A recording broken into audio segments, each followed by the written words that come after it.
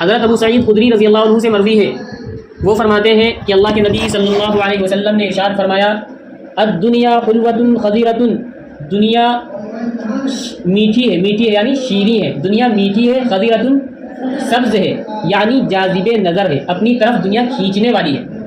وَإِنَّ اللَّهَ مُسْتَخْلِفَكُمْ فِيهَا، اور اللہ تعالیٰ نے تم کو خلیفہ بنایا ہے اس دنیا کے اندر، اپنا خلیفہ بنایا ہے تم کو اس دنیا کے اندر۔ فَيَنْظُرُ كَيْفَ تَعْمَلُونَ، پھر وہ دیکھتا ہے کہ تم کیسے عمل کرتے ہو اس دنیا، کیسا عمل کرتے ہو اس دنیا کے اندر۔ فَاتَّقُوا الدُّنْيَا، لہذا تم کو کیا کام ہے، فَاتَّقُوا الدُّنْيَا، دنیا سے بچو، وَاتَّقُوا النِّسَاءَ، اور عورتوں سے بچو۔ فَإِنَّ أَوَّلَ فِتْنَةِ بنی اسرائیل، اس لیے کہ بنی اسرائیل کا سب سے پہلا فتنہ عورتوں کی صورت میں تھا، یعنی بنی اسرائیل کی ہلاکت کی جو وجہ بنی ہے سب سے پہلے عورت ہی بنی ہے۔ اس حدیث پاک کے اندر اللہ کے نبی صلی اللہ علیہ وسلم دنیا کو ایک میٹھی اور شیریں چیز سے تشبیہ دے رہے ہیں کہ عام طور پر لوگ میٹھی اور شیریں چیز کو عام طور پر لوگ پسند کرتے ہیں، اکثر لوگ پسند کرتے ہیں خضرۃ، اور دوسری مثال یہ دے رہے ہیں کہ جیسے سر سبز و شاداب کھیتی ہوتی ہے، ہری بھری ہوتی ہے، لوگوں کو بہت اچھی لگتی ہے، جاذب نظر ہوتی ہے، نظروں کو بھاتی ہے، اسی طریقے سے یہ دنیا بھی بہت پرکشش ہے، اپنی طرف کھینچنے والی ہے، بہت جاذب نظر ہے اور اپنی طرف یہ کھینچتی ہے ہر ایک کو۔ دنیا اور دنیا کے اندر جتنی چیزیں ہیں بہت اچھی لگتی ہیں، بہت پیاری لگتی ہیں، اور اس کے ساتھ ساتھ پھر وہ دنیا کے اندر پڑھ کر اس کی رنگینیوں میں پڑھ کر اپنے خالق اور اپنے مالک کو بھی وہ ایک نہ ایک دن بھولنے لگتا ہے، جیسا کہ قرآن کریم کی تفسیر میں بات آ رہی تھی۔ جب اللہ تعالیٰ کسی کو زیادہ مال و دولت دیتا ہے پھر وہ بھولنے لگتا ہے، پھر دین سے تعلق جو اس کا مضبوط ہوتا ہے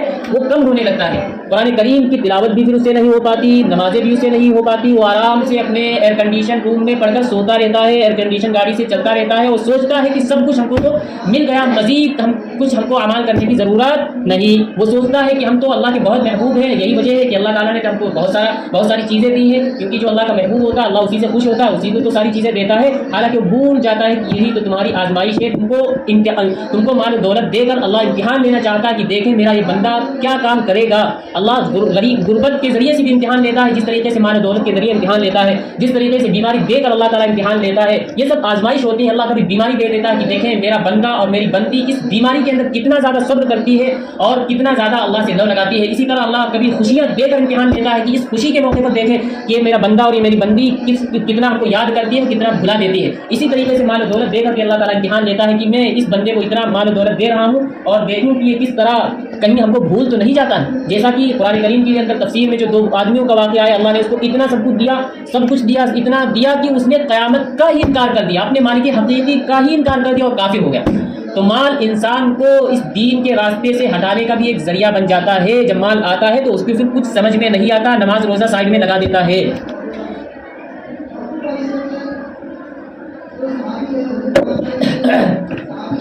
بہت صبح سے چلا گیا۔ یہ دنیا جاذب نظر ہے، جیسے کوئی چیز ہوتی پرکشش ہوتی ہے، اپنی طرف کھینچتی چلی جاتی ہے، ایسے ہی دنیا کی رنگینیاں اپنی طرف کھینچ رہی ہیں۔ حالانکہ دنیا کے بارے میں اللہ کے نبی صلی اللہ علیہ وسلم نے ارشاد فرمایا تھا الدنیا سجن المؤمن وجنت الکافر، کہ دنیا تو مومن کے لیے قید خانہ ہے اور کافر کے لیے جنت ہے۔ کافر کے لیے یہیں سب کچھ مل جائے گا، جتنا اس کو بدلہ ملنا ہے ساری چیزیں یہیں اس کو مل جائیں گے، لیکن آخرت کے اندر کچھ بھی نہیں ملے گا۔ آخرت کے اندر ایک ایمان والے کو ملے گا جو اس دنیا کے اندر جیسے ایک آدمی ایک قیدی قید خانے کے اندر ہوتا ہے اور اس کے ساتھ کیا کیا مختصر سا کچھ بھی سامان نہیں ہوتا ہے، سمجھیے بھی اسی طریقے سے ایک انسان کو اس دنیا کے اندر اپنی زندگی گزارنی چاہیے۔ اللہ کے نبی کی ایک دوسری حدیث ہے الدنیا مزرعۃ الآخرہ، کہ دنیا تو آخرت کی کھیتی ہے، تم یہاں جس طرح عمل کرو گے جو بھی بو گے اسی کے مطابق تم کو پھل ملے گا۔ اب ایک انسان ہے اپنے کھیت کے اندر آم کا درخت لگائے گا تو آم ہی اس درخت پہ آئیں گے، ایسا تو نہیں کہ اس پہ املی آ جائے۔ کوئی درخت کے اپنے کھیت کے اندر جو چیز بوئے گا وہی چیز اس کھیت سے نکلے گی، اور یہی حال ہمارا دنیا کا بھی ہے۔ دنیا کے اندر جیسے اعمال کریں گے اسی کے مطابق اللہ تبارک و تعالیٰ میدان محشر والے دن فیصلہ فرمائے گا۔ تو دنیا جاذب نظر ہے، اس دنیا اپنی طرف کھینچتی ہے کہ یہ انسان دین کے راستے سے ہٹ کر اور دنیاوی راستے پر آ جائے۔ شیطان تو اسی فکر میں لگا ہی ہوا ہے، وہ تو اللہ سے وعدہ بھی کر چکا ہے کہ میں آپ کے بندوں کو آپ کی بندیوں کو میں بہکاؤں گا۔ اللہ نے بھی کہا ٹھیک ہے جاؤ، ہم نے تم کو چھوڑ دیا، تم کو جس کا بھی دل کرے جاؤ بہکاؤ جا کے، جو بھی تیرا میرا بندہ اور میری بندی تیری بہکائی میں آ جائے گی میں اس کو اٹھا کر جہنم کے اندر پھینک دوں گا۔ الدنیا حلوۃ خضرۃ، دنیا تو جاذب نظر ہے، اپنی طرف کھینچتی ہے، دنیا کی رنگینیاں، دنیا کی ساری چیزیں ایک انسان کو پسند ہوتی ہیں۔ کون ایسا انسان ہے جس کو نہ پسند ہو؟ بس وہی جس کے دل کے اندر خوف خدا ہو، جس کے دل کے اندر آخرت کا شوق ہو کہ ہم کو دنیا کی چیزیں، دنیا کی آسائش و آرام نہیں چاہیے، ہم کو یہ چیزیں آخرت کے اندر ملے، تو وہی ہوگا جس کے دل کے اندر دنیا کی محبت نہیں ہوگی۔ ورنہ یاد رکھیے ہر ایک کے اندر، ہر ایک کی یہ تمنا ہوتی ہے کہ اس کی دنیا بہتر سے بہتر بن جائے، اس کے گھر کے اندر بہترین کولر ہو، بہترین ایئر کنڈیشن ہو، زمین پر بھی فرش لگی ہوئی ہو، ٹائلس لگے ہوئے ہوں، ساری چیزیں موجود ہوں۔ ہر انسان کی یہی تمنا ہوتی ہے کہ نہیں؟ تو یہی تو ہے خزیرۃ، دنیا اپنی طرف کھینچ رہی ہے اور ہم سب اس کی طرف کھینچے چلے جا رہے ہیں، دنیا کی طرف، دنیا کی رنگینیوں کے اندر ہم پھنستے چلے جا رہے ہیں۔ نئی نئی چیزیں ایجاد ہو رہی ہیں، پہلے زمانے میں ساری چیزیں موجود تھی نہیں تھی، لائٹ کا زمانہ تھا نہیں تھا، یہ ٹھنڈے پانی کا کوئی وجود تھا، فریزر تھا نہیں تھا، یہ بعد میں ساری چیزیں نئی چیزیں سب وجود میں آ رہی ہیں اور ایک انسان اسی میں پھنستا ہوا چلا جا رہا۔ ایک دن آتا ہے کہ اپنے مالک حقیقی کو بھی بھول جاتا ہے، حالانکہ اس کے ذہن کے اندر یہ بات ہوتی ہے کہ ایک دن یہ ساری چیزیں ختم ہو جائیں گی، لیکن اس کے باوجود وہ دنیا کی چیزوں سے، دنیا کی رنگینیوں سے امیدیں وابستہ کیے بیٹھا رہتا ہے۔ ایک دن آتا ہے کہ وہ بھی ختم ہو جاتا ہے، اس کی ساری چیزیں، ساری کی ساری چیزیں ختم ہو جاتی ہیں۔ ایک انسان ہوتا ہے جو اپنے لیے، اپنے بیٹوں کے لیے بہترین بلڈنگ تیار کرتا ہے، ابھی تیار بھی نہیں ہو پاتی، اس کا انتقال ہو جاتا ہے، وہ اس دنیا سے چلا جاتا ہے۔ یہی سلسلہ چل رہا ہے، وہ پیدا ہوئے، پھر ان کے بیٹا پیدا ہوئے، وہ بناتے رہے، کہاں سے کہاں زمانہ پہنچ رہا ہے اور لوگ اس دنیا کی طرف کھینچے چلے جا رہے ہیں۔ یہی مطلب ہے الدنیا حلوۃ خضرۃ کا۔ وَإِنَّ اللَّهَ مُسْتَخْلِفَكُمْ فِيهَا، اتنا کافی ہے تشریح۔ وَإِنَّ اللَّهَ مُسْتَخْلِفَكُمْ فِيهَا، اور اللہ تعالیٰ نے تم کو اس دنیا کے اندر خلیفہ بنایا ہے۔ ایک تو مطلب یہ ہے کہ اللہ نے جو ہم سب کو دنیا کے اندر بھیجا ہے اپنا خلیفہ اور اپنا نائب بنایا ہے، حالانکہ حقیقی مالک تو اللہ ہی ہے۔ اللہ نے بس ہم کو بھیج دیا کہ جو دنیا کے تصرفات ہیں، دنیا کی جو چیزیں ہیں، دیکھیں کہ تم ان تصرفات کے اندر کیسے اترتے ہو، کس طرح عمل کرتے ہو، اس لیے اللہ نے تم کو اپنا خلیفہ مقرر کیا ہے کہ تم دیکھیں تصرفات کرنے کے ساتھ ساتھ حق وکالت کو کس طرح ادا کرتے ہو۔ ایک ہوتا ہے موکل، ایک ہوتا ہے وکیل۔ ہم نے آپ کو وکیل بنا دیا کہ آپ یہ 100 روپے کا ایک گلاس ہم کو لا کر دیں، تو حق وکالت تو اسی وقت ادا ہوگی جب آپ 100 روپے کا وہ گلاس خرید کر لائیں گے میرے لیے۔ اگر جو آپ نے 150 کا گلاس خرید لیا تو گلاس بھی آپ کے لیے ہوگا، کیونکہ آپ نے اس میں اپنی طرف سے تصرف کیا، موکل کی بات نہیں مانی۔ تو اللہ نے آپ کو جو اس دنیا کے اندر بھیجا ہے وہ اس لیے تاکہ جو دنیا کے تصرفات ہیں وہ اللہ دیکھنا چاہتا ہے کہ دیکھیں ان تصرفات کے اندر یہ حق وکالت کو کس طرح ادا کرتا ہے اور کس طرح دنیا کے اندر اپنی زندگی کو گزارتا ہے۔ وَإِنَّ اللَّهَ مُسْتَخْلِفَكُمْ فِيهَا فَيَنْظُرُ كَيْفَ تَعْمَلُونَ، پھر وہ دیکھتا ہے، فَيَنْظُرُ، پھر وہ دیکھتا ہے كَيْفَ تَعْمَلُونَ، کیسے تم عمل کرتے ہو۔ اللہ نے تم کو اپنا خلیفہ بنا دیا ہے تو تم کو بھی تو وہی کام اور اسی طرح کرنا چاہیے جیسا اللہ نے حکم دیا ہے۔ اگر اپنی طرف سے آپ تغیر و تبدل پیدا کریں گے تو یہ کیا ہوگا؟ حق وکالت کے خلاف ہوگا کہ نہیں ہوگا؟ خلاف ہوگا۔ جب کسی کو وکیل بنایا جاتا ہے تو وہ اتنا ہی کام کر سکتا ہے جتنا کہ موکل نے اس سے بیان کیا ہے، جتنے کی چیز منگوائی ہے اتنے ہی کی آپ خرید کر لے جائیں گے تو وہ موکل کے قبضے میں آئے گی، ورنہ اگر بڑھا کر لے جائیں گے تو وہ آپ کی ہو جائے گی، موکل کی نہیں ہوگی، کیونکہ آپ نے اپنی طرف سے اس کے اندر تصرف کیا ہے۔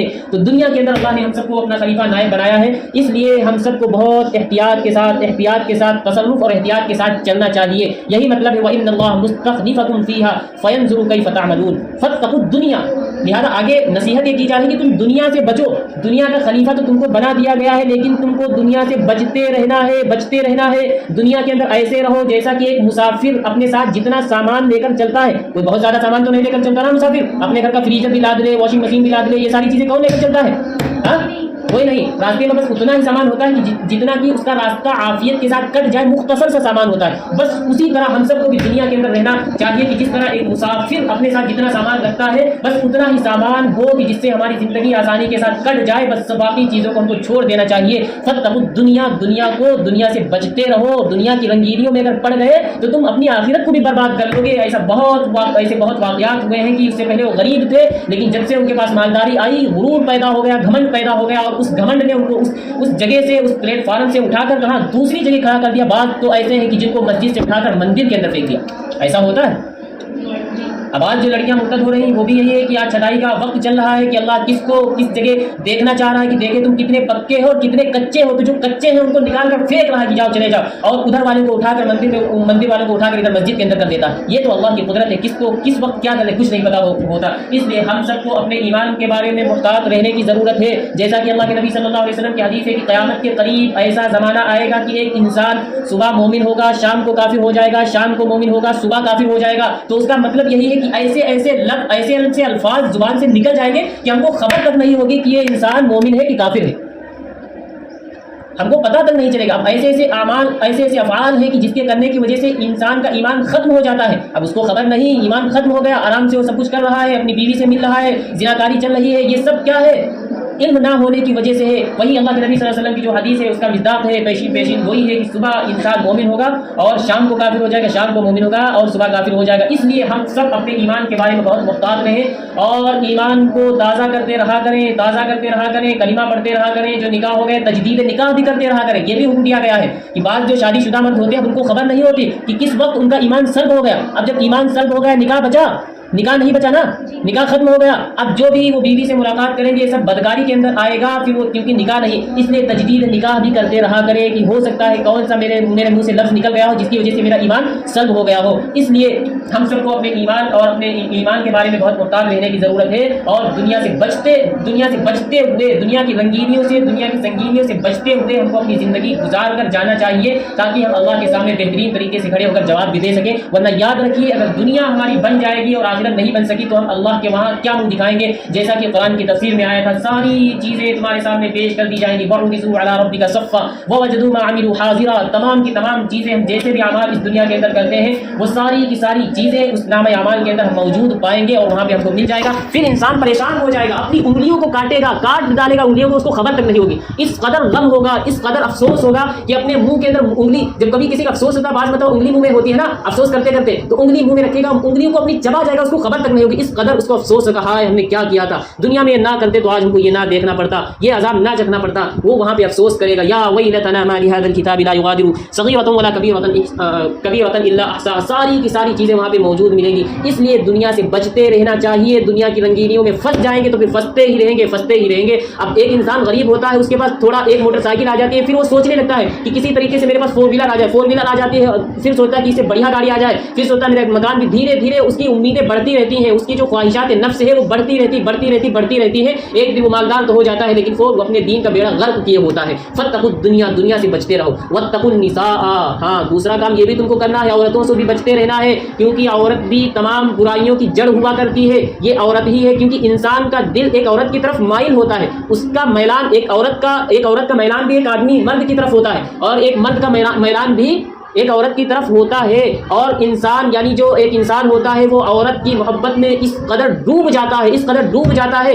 کہ پھر وہ چاہے 12 بجے رات میں بھی کوئی حکم دے گی وہ عورت, تو وہ آدمی اس کو ماننے کے لیے تیار ہو جاتا ہے. ایک شوہر, ایک بیوی, اب وہ شوہر اپنی بیوی کی محبت میں اس قدر چور ہو جاتا ہے کہ شادی کی پہلی رات ہوتی ہے, وہ جو بھی کہہ دیتی ہے اس پر وہ عمل کرنے کے لیے تیار ہو جاتا ہے. کہہ دیتی ہے کہ ہم کو کل سے الگ مکان چاہیے. وہ شوہر جو آج تک اپنی اماں کی خدمت کرتا تھا, اپنی اماں کی بات مانتا تھا, وہ دوسرے دن سے اپنی اماں کی نگاہوں سے گر جائے گا اور پھر اپنی بیوی کے لیے سب کو چھوڑنے کے لیے تیار ہو جائے گا.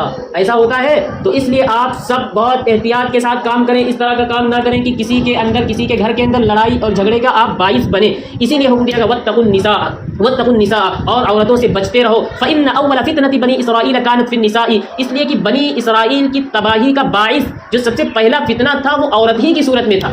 بنی اسرائیل کے اندر جو عذاب آیا, جو قہر آیا, وہ ایک عورت کی وجہ سے آیا, یہاں سے اس واقعے کی طرف اشارہ ہے کہ ایک مرتبہ حضرت موسیٰ علیہ السلام ملک شام میں قوم عمالقہ وغیرہ کے ساتھ جہاد کرنے کے لیے اپنے عظیم الشان لشکر کے ساتھ جاتے ہیں جہاد کرنے کے لیے. وہاں پہ ایک شخص تھا جس کا نام تھا بلعم بن باعور. بلعم نام کا ایک شخص تھا جو بہت عبادت گزار تھا, مستجاب الدعوات تھا. وہ اپنی بات کو اللہ سے منوا لیا کرتا تھا. اس قدر اللہ کا نیک بندہ تھا کہ کوئی بھی دعا کرتا تھا اس کی دعا ضرور قبول ہوتی تھی. چنانچہ جس علاقے میں جس قوم سے حضرت موسیٰ علیہ السلام اور ان کی قوم جہاد کے لیے گئی تھی, اس کی وہ قوم اپنے یعنی شیخ وہی جو عبادت گزار تھے ان کے پاس آتی ہے اور کہا کہ حضرت آپ تو جانتے ہیں کہ موسیٰ علیہ السلام اپنے عظیم الشان لشکر کے ساتھ آئے ہیں ہم سب کو یہاں سے نکالنے کے لیے, قتل کرنے کے لیے, اس لیے آپ اللہ سے دعا کر دیجئے کہ کوئی عذاب بنی اسرائیل کے اوپر آ جائے جس کی وجہ سے یہ کیا ہو, یہاں سے واپس چلے جائیں. وہ چونکہ عبادت گزار تھے, وہ جانتے تھے کہ پیغمبر کے لیے دعا کرنا کتنا سنگین, کتنی بری بات ہے. انہوں نے کہا کہ میں تو ہرگز ایک پیغمبر کے لیے دعا نہیں کر سکتا, اگر میں نے ایسا کیا تب تو میری دنیا بھی چلی جائے گی اور آخرت بھی چلی جائے گی. لیکن ان کے قوم نے بہت زیادہ اصرار کیا, تب بھی نہیں مانے. تو انہوں نے کہا ٹھیک ہے میں استخارہ کر لوں گا, استخارہ کرنے کے بعد ہی میں کچھ کروں گا جیسا حکم دیا جائے گا. چنانچہ انہوں نے استخارہ کیا. سب لوگ غور سن رہی ہیں کہ نہیں؟ انہوں نے استخارہ کیا اور استخارہ کے بعد میں ان کو خواب میں دکھلایا گیا کہ ہرگز تمہیں پیغمبر کے لیے بد دعا مت کرنا. انہوں نے اپنی قوم سے بتایا کہ استخارہ ہم نے کیا اور اس میں ہم کو یہ حکم دیا گیا ہے کہ قوم کے لیے بنی اسرائیل اور موسیٰ علیہ السلام یعنی پیغمبر کے لیے بد دعا ہرگز آپ نہیں کر سکتے. اب ان کی قوم بہت پریشان ہوئی، لیکن ان لوگوں نے غور کیا کہ کسی طریقے سے ان کو منوا لیا جائے، اور بہت اصرار کرتی رہی حتیٰ کہ ان کے لیے خوب زیادہ تحفے تحائف اور عورتوں کی شکل میں ان کے سامنے پیش کر دیا. جب بہت زیادہ اصرار کیا تو وہ بھی ان کے جال کے اندر پھنسنے لگی. وہ عبادت گزار جنہوں نے استخارہ بھی کر لیا تھا، اس کے باوجود ان کے جال میں پھنس گئے اور کہا ٹھیک ہے میں بد دعا کر دوں گا.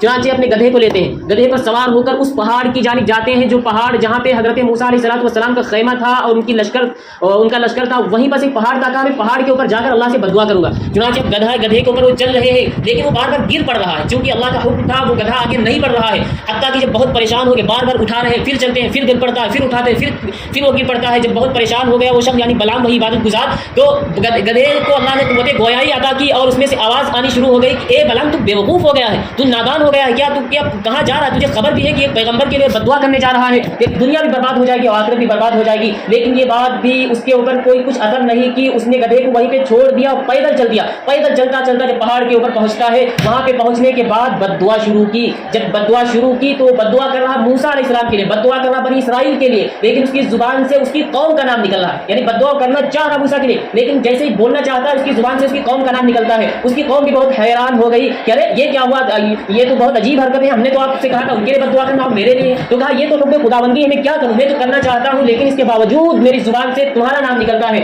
چنانچہ وہ اپنی اس حرکت سے باز نہیں آیا، بد دعا کرتا رہا حتیٰ کہ قدرت خداوندی جوش میں آتی ہے اور اس کی زبان اتنی نکلی کہ سینے پر آ جاتی ہے، سینے پر نکل کر آ جاتی ہے. اب اس نے کہا دیکھو اب تو میری دنیا بھی برباد ہوئی اور آخرت بھی برباد ہوئی. چنانچہ اس نے اس پر بس نہیں کیا بلکہ ان کو ایک ترکیب یعنی اپنی قوم والوں کو ایک ترکیب بتائی کہ آپ کی جو عورتیں ہیں ان کو خوب بنا اور سوار کر تیار کر کے ان کے ہاتھوں میں کوئی چیز دے کر آپ اس لشکر کے اندر بھیج دیں، ان کو کچھ سامان دینے کے لیے وہاں پہ بھیج دیں. اور یہ بھی تنبیہ کی کہ بنی اسرائیل اور موسیٰ علیہ السلام کو جو لشکر ہے بنی اسرائیل، اگر وہ کسی عورت کو بلائے گا، کسی چیز کی ڈیمانڈ کرے گا تو وہ عورت انکار نہیں کرے گی. چنانچہ وہ عورتیں خوب زیادہ تیار ہو کر لپسٹک پاؤڈر لگا کے، جو بھی اس زمانے میں چلتا تھا، تمہارے زمانے میں تو یہ چل رہا ہے، اس زمانے میں تمہارے زمانے میں تو پٹی چل رہی ہے، اس زمانے میں بھی پٹا چلتا ہوگا، وہ سب لگا کر وہاں پہنچتی ہیں. پہنچنے کے بعد کیا ہوتا ہے، بنی اسرائیل غور سے سنتی ہیں، ہاں بنی اسرائیل کا لشکر تھا، اس میں سے کسی نے بھی کسی عورت پر توجہ نہیں کی. صرف بنی اسرائیل کا ایک سردار تھا جس کا نام زمزم تھا. اس نے ایک عورت کی طرف دیکھ لیا جو عورت بہت زیادہ خوبصورت تھی، بہت زیادہ حسن و جمال والی تھی.